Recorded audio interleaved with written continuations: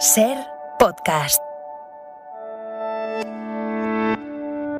Pedro Sánchez, el presidente del gobierno, se reunirá con Joe Biden en la Casa Blanca el próximo 12 de mayo. Lo acaba de anunciar hace unos minutos la portavoz del gobierno de Estados Unidos. I am pleased to announce that President Biden will welcome President Pedro Sánchez of Spain to the White House on Friday, May 12th. Ha dicho que el viaje va a ser una forma de profundizar la relación histórica entre los dos países. Será la primera visita de un presidente español a la Casa Blanca desde 2017, cuando Rajoy se reunió con Trump. Ahora mismo lo ampliamos, pero antes, el tiempo, Jordi Carbó. Buenas tardes. Mañana se va a repetir una situación meteorológica prácticamente calcada a la de hoy. Como novedad, volverán a caer chubascos en Cataluña durante la tarde, incluso alguna tormenta cerca de los Pirineos, dejando poca agua. En la mayor parte del país, sol desde primeras horas de la mañana hasta el final de la tarde, con temperaturas que durante la mañana invitarán a abrigarse, mínimas parecidas a las de hoy. Durante la tarde al sol, ambiente muy agradable, máximas de 20 a 25 grados, alrededor de los 30 en Extremadura, también en el Valle del Guadalquivir. Y en los deportes el nombre de la tarde es el de Joaquín, el jugador del Betis que cuelga las botas después de 23 años de carrera. Gallego, buenas tardes. Buenas tardes, 14 años en el Betis, jugó en el Málaga, en el Valencia, en la Fiorentina. Se va el futbolista, pero como él mismo ha dicho, queda su arte. Durante 23 años he intentado hacer de mi fútbol un arte y que fuese recordado de generación en generación, de lo clásico a lo contemporáneo. Ahora solo queda colgar mis botas, mi arte. Las otras noticias del día: Joan Laporta defiende la actuación del Barça en el caso Negreira ante los clubes de primera y segunda. Los clubes le han dicho en un tono duro que no creen sus explicaciones y que irán hasta el final en los tribunales. Y tenemos Champions, vuelta de los cuartos de final, Bayern City 3-0 para los de Pepe en la ida, Inter Benfica 2-0 para los italianos. A y media te escuchamos en Hora 25 Deportes con 1.055.000 personas que escuchan Hora 25 cada noche. No se hacen una idea de lo agradecidos que estamos en este equipo por el resultado del EGM, nuestro segundo mejor dato de audiencia desde que nos pusimos al frente de Hora 25. Gracias de corazón. Primer viaje institucional del presidente del gobierno Pedro Sánchez a Washington, invitado por Joe Biden. Viaje que se ha confirmado esta tarde, será el 12 de mayo, será el primer día de campaña electoral para las autonómicas y municipales. Inma Carretero, jefa de Nacional de la cadena SER. Buenas tardes. ¿Qué tal? Buenas tardes. Estuvieron juntos en la Moncloa en junio pasado con motivo de la cumbre de la OTAN. Ahí el equipo del presidente presumió de la sintonía de Sánchez y Biden en la recepción en el Museo del Prado y casi un año después se produce esta invitación, la primera visita del jefe del Ejecutivo a la Casa Blanca a menos de 2 meses de ocupar la presidencia de turno de la Unión Europea.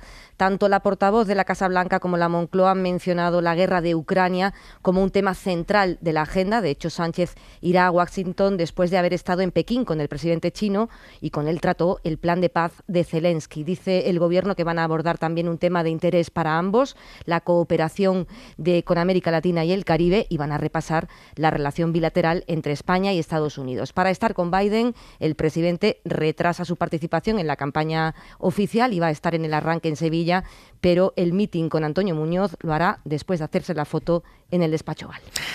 Por cierto, de Estados Unidos llega otra noticia de la tarde. En Florida, que es el estado gobernado por el que se apunta como posible rival de Trump para las próximas republicanas, por Ron DeSantis, el estado ha dado hoy un paso más en sus políticas ultraconservadoras. Va a prohibir cualquier tipo de alusión a la orientación sexual o a la identidad de género en todos los niveles educativos. Ya había aprobado una ley que eliminaba la educación sexual en los primeros cursos de primaria y ahora amplía esa prohibición hasta el último curso de secundaria. Corresponsal en Washington, Sara Canals, buenas tardes. Así es, Aymar. Buenas tardes. Se trata de la ley conocida popularmente como No digas gay. Desde el año pasado afecta a los alumnos más pequeños, desde la guardería hasta los 8 años, y ahora se extiende a todo el sistema educativo, hasta los 17. La norma prohíbe a los profesores abordar temas como la orientación sexual o la identidad de género en clase, y de hacerlo se arriesgarán a sanciones. Se les podría, por ejemplo, suspender o revocar la licencia. Una ley que ha sido ampliamente criticada por los demócratas. Hasta el propio Biden denunció en su momento que fomenta el odio, pero que supone una de las medidas estrellas de Ron DeSantis, a quien en las últimas semanas, como decíais, también hemos visto impulsar medidas ultraconservadoras para limitar, por ejemplo, el derecho al aborto. El Banco de España calcula que la subida de los tipos de interés va a colocar a casi 400.000 familias más en situación de vulnerabilidad, al tener que dedicar más del 40% de sus ingresos a pagar la hipoteca o a devolver créditos. Antes de esta escalada de subidas, había poco más de 1 millón de hogares en esta tesitura en España.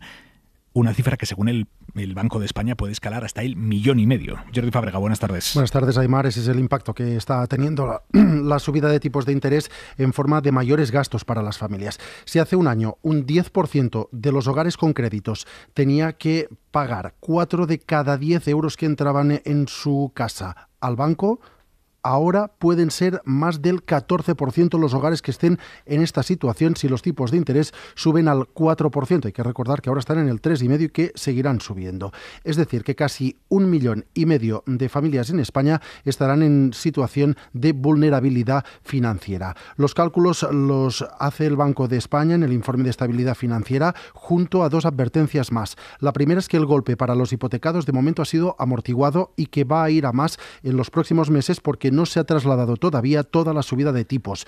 Y la segunda es que los códigos de buenas prácticas para proteger a las familias de la subida del Euribor protegerán menos de lo anunciado. Calcula el Banco de España que frente al 1 millón de familias que dijo el Gobierno que podía proteger, solo 193.000 se beneficiarán de estas medidas. Es una advertencia del Banco de España que se ha publicado esta tarde, horas después del tercer anuncio sobre vivienda que hace el Gobierno en una semana. Tras el desbloqueo de la Ley de Vivienda, tras la movilización de 50.000 pisos de la Sareb para alquiler social, el presidente Sánchez ha ido a comparecer hoy al Congreso con esto bajo el brazo. Vamos a seguir construyendo lo que he dicho antes, ese quinto pilar del Estado del Bienestar.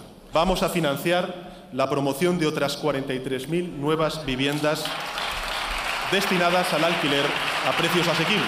Entramos ahora en la lectura política del anuncio porque la oposición acusa al presidente de electoralismo, pero primero vamos a lo que hay detrás, porque tenemos esa cifra, 43.000 viviendas más destinadas al alquiler social, pero el Gobierno no termina de detallar ni dónde ni cuándo se van a hacer esas viviendas, ni quién las hará. Sí ha explicado cómo se van a pagar. 4.000 millones de fondos europeos. Javier Ruiz, buenas tardes. ¿Qué tal? Muy buenas tardes, y esa es la primera clave que dota de relevancia al anuncio. Lo acompaña, esta vez sí, partida presupuestaria, 4.000 millones de euros. La segunda clave que le da importancia es la magnitud. Son 43.000 viviendas hoy, se suman a las 50.000 de la Sareb de anteayer. Ahora mismo se va a multiplicar el parque de alquiler social por 37. El año pasado se construyeron 2.500, este año serían 93.000. Dinero visto, tamaño visto, el tiempo es la tercera clave, y el tiempo es importante porque esto va a ser vivienda social durante 50 años, es decir, pretende evitar la especulación. Y a partir de aquí batalla entre quién construye, cuánto y si hay que hacer algo más. Los empresarios, hoy lo hacía Garamendi, piden más, sí, pero vivienda privada. Que se podrían abrir un mercado para que se construyeran del orden de 100.000 viviendas más al año. Yo creo que eso es algo Los que sindicatos lo que piden, Unai Sordo, es responsabilidad pública, especialmente a los gobiernos que pueden poner palos en las ruedas. La ley de vivienda es una ley que da pasos importantes, que va a ser boicoteada desde muchos espacios autonómicos por la simple y llana razón de que la derecha defiende únicamente los intereses de los especuladores inmobiliarios. Ahora mismo 93.000 nuevas viviendas sobre la mesa. Javier, gracias. Hasta ahora. También la oposición política le pone algún pero al anuncio que ha marcado hoy el debate en el Congreso, un pleno que en teoría tendría que haber girado sobre todo en torno a política exterior, pero la vivienda se ha llevado el gato al agua completamente. Sara Selva. Queda apenas un mes para las elecciones. La vivienda hoy es un problema y no es un derecho tal y como está consagrado en la Constitución española. Y el PSOE ha decidido que el tema central tiene que ser la vivienda. Mi compromiso es total y es rotundo. Vamos a convertir a la vivienda en el quinto pilar del Estado del Bienestar. De hecho, el Gobierno acumula ya 3 anuncios en una semana. Pero, señorías, no nos vamos a detener aquí. Y por eso quiero hacerles el siguiente anuncio. Y eso chirría en la oposición. Un bluff. Un anuncio fantasma en mitad de la campaña electoral. En el PP, que lo ve ya como una futura promesa incumplida. Estamos ante un plato recalentado que tampoco verán los españoles. Pero también en Podemos. Para que se cumplan estos anuncios preelectorales del Partido Socialista, Podemos tiene que gobernar con más fuerza. Que quiere reivindicar su espacio en esto. Y lo fundamental es que después del 28 de mayo siga habiendo prioridad para garantizar el derecho a la vivienda. El objetivo del Gobierno es, al final, contraponer 2 modelos. Aquel que apostó por la liberalización total del suelo, el del PP, que privatizó la escasa vivienda pública que se construyó en nuestro país, y el de la coalición progresista. Toda la agenda reformista que ha hecho este gobierno ha sido a pesar del PP, en contra del PP y sin el PP. Y ahora que se acerca la campaña, el plan es seguir haciéndolo, seguir señalando esas diferencias también con la vivienda.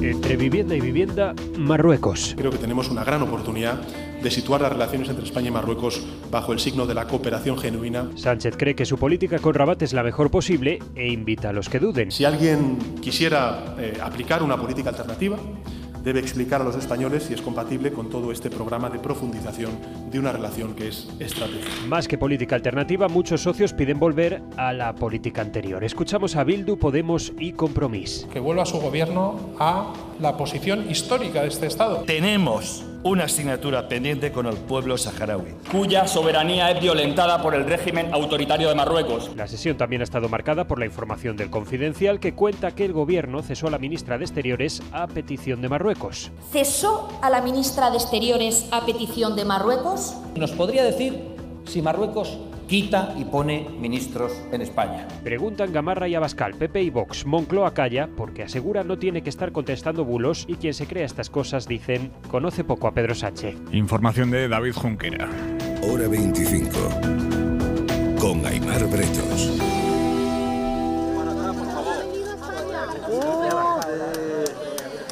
Así, entre más periodistas que ciudadanos, ha llegado el rey emérito a la casa de Pedro Campos en Sanxenxo, donde va a volver a quedarse igual que hizo ya en su anterior viaje a España, hace casi un año. Segunda visita esta del emérito a nuestro país desde que se fue a su retiro dorado en Abu Dhabi.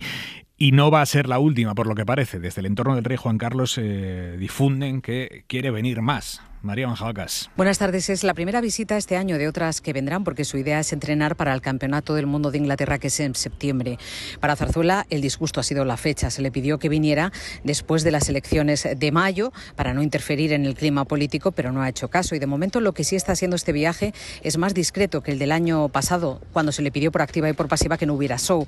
De hecho, el Club Náutico, que en la anterior ocasión se convirtió en el auténtico fotocall de la visita, se ha cerrado a la prensa, y él, cuando ha llegado a la casa con su anfitrión Pedro Campos, donde va a residir estos días, no ha bajado ni siquiera a la ventanilla como hizo anteriormente. Solo ha habido un saludo a las decenas de periodistas allí acreditados a las puertas de la casa, donde aparte del coche lo único que han visto es llegada de ramos de flores, de marisco y de pescado para darle la bienvenida. De momento el perfil está siendo bajo. Veremos qué pasa mañana, cuando previsiblemente se embarque en el Bribón. Según datos de la agencia tributaria, la mitad de las 126 mayores multinacionales españolas pagó en impuestos menos del 15% de los beneficios que ganaron en 2020. Y una treintena de ellas soportaron un tipo de menos del 5%, lejísimos del 25% que marca la ley en España. Jordi.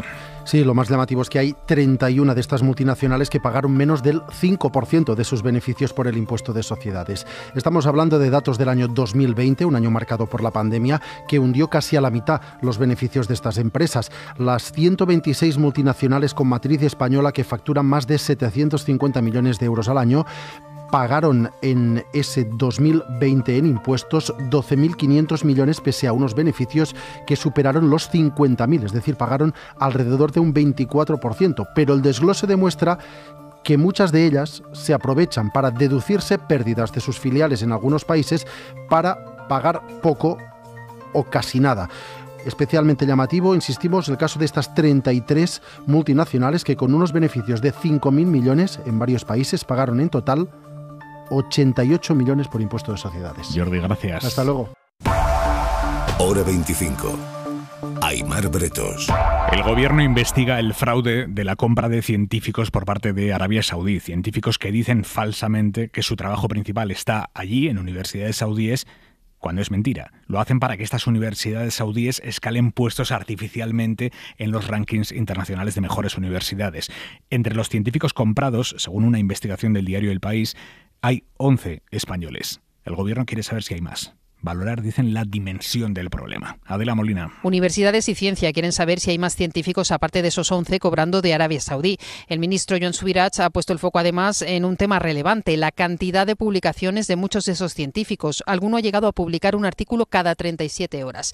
Una hiperactividad que les hace estar entre los más citados del mundo, lo que es muy relevante para atraer fondos para investigar y escalar posiciones en los rankings también en España. Subirats habla de efecto perverso. Una persona que hace un artículo cada 3 días es un poco complicado de entender, ¿no? Y por lo tanto diríamos que seguramente se ha provocado un efecto, ¿no? Un efecto perverso, ¿no? Del uso de los indicadores cuantitativos a la hora de valorar la calidad investigadora de las universidades en los rankings. El ministro cree que hay que buscar criterios distintos para evaluar a científicos y docentes que eviten lo que ha calificado como una disfunción evidente. Y de donde no ha salido ninguna medida concreta es de la mesa de la sequía. Hoy se reunía el gobierno con los agricultores. El gobierno insiste en que prepara un paquete de ayudas para el campo, pero sin plazos. Y los agricultores le dicen que lo que no tienen es tiempo, que no pueden esperar. Pablo Anzola. Con la sequía así asfixiando a casi 2/3 partes del campo español, sin marcar una fecha, el gobierno se limita a anunciar que prepara medidas para paliar el impacto económico. Es algo insuficiente, dice el sector agrario, que reclama actuaciones inmediatas y concretas. Hace falta urgentemente. Pedro Barato de Asaja. Con medidas, con dinero, y lo demás pueden ser excusas o pueden ser diagnósticos. El campo pide un decreto urgente que amplíe las ayudas directas y las bonificaciones fiscales en el campo. Andrés Góngora de COAG decía que se le dote de suficiente liquidez a las explotaciones. Atendiendo a esas demandas, el Gobierno ha anunciado que solicitará a la Comisión Europea la flexibilización para acceder a las ayudas de la política agraria común. Esa PAC es un colchón financiero fundamental para la supervivencia del campo. No estamos preocupados solo de lo que vaya a pasar en esta campaña, sino de lo que va a pasar la campaña que viene. Desde donde advierten esto puede ser solo el principio porque el problema se agravará en los próximos años. En Madrid hoy hemos asistido a uno de esos episodios que dejan la boca abierta. En el pleno de la Junta de Distrito de Chamartín, el portavoz del Partido Popular estaba explicando que gobernar es tomar decisiones difíciles. Y ojo al ejemplo que ha puesto. Algo tan sencillo como poner una fuente, dice que puede atraer indigentes y que eso cabrea a los vecinos. Radio Madrid, Adrián Prado. Ante una petición vecinal sobre la peatonalización temporal de varias calles del distrito, al portavoz de los populares, Francisco Montoro, así se llama, no se le ocurrió mejor manera de explicar que cuando se gobierna hay decisiones que no siempre son fáciles de adoptar. Gobernar no es tomar decisiones fáciles a veces. Cuando abrimos una fuente, tenemos un vecino que nos dice por qué se ha abierto esa fuente.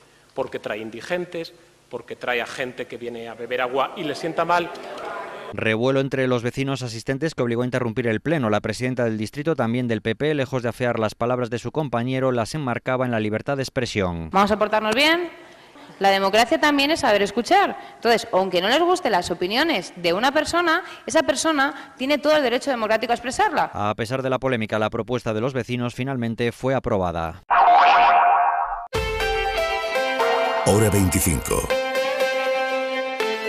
Aimar Bretos. El 40% de los trabajadores españoles preferiría que la inteligencia artificial tomara decisiones por ellos. Lo dice un informe de Oracle, que es una empresa especializada de plataformas y aplicaciones digitales que recoge datos de 14.000 empleados de 17 países, incluido el nuestro, con ese llamativo titular, que pese a las dudas, pese a los intentos de algunos países por poner algún tipo de freno al desarrollo descontrolado de la inteligencia artificial, parece que cada vez se normaliza más. Yo creo que la inteligencia artificial está aquí para quedarse y que tenemos que tomar las riendas. Al final es una herramienta más. Nada más y nada menos que 4 de cada 10 trabajadores encuestados asegura que dejaría a las inteligencias artificiales resolver los problemas que les plantea su trabajo o tomar decisiones por ellos. Creo que está bien porque te da ideas, te sugiere nuevas fórmulas. 3 de cada 4 españoles creen que su toma de decisiones se ha multiplicado por 10 en los últimos años y que con tanto dato aparentemente fiable pero de fuentes que se llevan la contraria, es más difícil que nunca decidir. Por eso, aunque se sueñe con una IA que quite trabajo de encima, la mayoría de los encuestados cree que las inteligencias artificiales aún no son tan críticas como una mente humana. Lo hemos estado probando de cara a blogs y es como que da la misma información cambiando las palabras. Entonces no es, yo creo que al 100% al final fiable no es. A algunos incluso les aterroriza pensar en inteligencias artificiales tan complejas como la mente humana. No sé si están tan desarrolladas como para tomar decisiones. Eso sí, ya sí que podía dar un poco de miedito. Si llegasen al punto de hacerlo, nos van a quitar el trabajo a todos, así que hay que saber. El desarrollo de inteligencias artificiales genera incertidumbre entre expertos y en la calle por motivos como la posible pérdida de puestos de trabajo que podrían realizar las nuevas inteligencias artificiales. Información de Fran Rodríguez. Y a esta hora la mirada de Xavi Vidal Folk. No hay nada más sustantivo en la política española hoy que la cuestión de la vivienda, con medidas concretas del gobierno y réplicas duras de la oposición. Llevamos ya 3 noticias que cada una por sí sola vale un trimestre. El gobierno ha alcanzado un acuerdo para la primera ley de vivienda de la democracia. No ha sido algo improvisado, sino una promesa electoral que andaba encallada. El presidente Sánchez le añadió un compromiso para dedicar los pisos del Banco Malo, cerca de 50.000, a alquileres asequibles. Y hoy le suma otros 43.000 pisos financiados con 4.000 millones de euros procedentes de los fondos europeos. Algunos critican el calendario a un mes de las elecciones. Otros cuestionan el acierto de algunas medidas. Es lógico el debate en una materia tan difícil, pero es menos lógico que la oposición del PP solo responda con adjetivos nada corteses. Ayer Feijóo tildó las medidas de fantasmadas. Hoy su portavoz, Cuca Gamarra, ha repetido la palabreja, pero encima le ha añadido que el anuncio de la nueva inversión es una mentira. Será poca o mucha inversión, prematura o tardía, poco o demasiado detallada, pero ¿mentira? ¿Añade esto algún valor a quienes necesitan un piso como agua de mayo? Igual ocurre que a Gamarra se le cruzan los cables cuando se mira al espejo. El 18 de febrero de 2022, 6 minutos después de que el entonces líder Pablo Casado acabase su entrevista radiofónica en que aseguró que él no haría como Isabel Díaz Ayuso, que no permitiría a su eventual gobierno contratar con un hermano suyo, la portavoz le peloteaba con estas palabras: gran entrevista, con claridad, seriedad y verdad. A las pocas horas se sumaba a la conjura de dirigentes que echó a Casado y entronizó a Feijóo. La verdad y la mentira son, para Gamarra, solo un cuchillo. Que sí, hazme caso. Que si todavía no hay coches voladores es por una conspiración del gremio de los asfaltadores. Que si no, se quedan sin trabajo y claro... Ponemos la mirada en los nuevos tiempos cuando se cumplen 10 años del primer Congreso del Bienestar. La cadena SER presenta el Congreso Bienestar y Felicidad, del 21 al 23 de abril en Cádiz. Nos acompañarán Lara Moreno, Manolo Solo, Jaime García Cantero, Mira Milosevic Juaristi o Juan Zafra, entre otros. Información y venta de entradas y abonos de 3 días con hotel y excursión al Centro de Recursos Naturales Salinas de Chiclana con degustación de productos de la zona en congresosdelbienestar.es. Colaboran Ayuntamiento de Cádiz y Diputación Provincial de Cádiz. Esta noche viene a Hora 25 Quique Peinado. Estará aquí a las 9:30, a las 8:30 en Canarias, para hablar de política, para hablar de él, de la tele, de en qué punto está él, de qué miedos tiene, qué orgullos, qué raíces. Todas las entrevistas de las 9:30 las pueden escuchar en nuestro podcast, en cadenaser.com, en Spotify, en Apple Podcast, donde ustedes quieran, buscan Hora 25 y si les gusta, que les gustará, denle a suscribirse. Minuto 25 de Hora 25. Suscríbete a Hora 25. Todos los episodios y contenidos adicionales en la app de Cadena Ser y en nuestros canales de Apple Podcast, Spotify, iVoox, Google Podcast y YouTube. Escúchanos en directo en la Ser de lunes a viernes a las 8 de la tarde.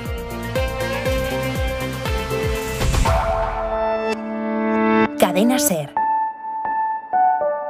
La radio.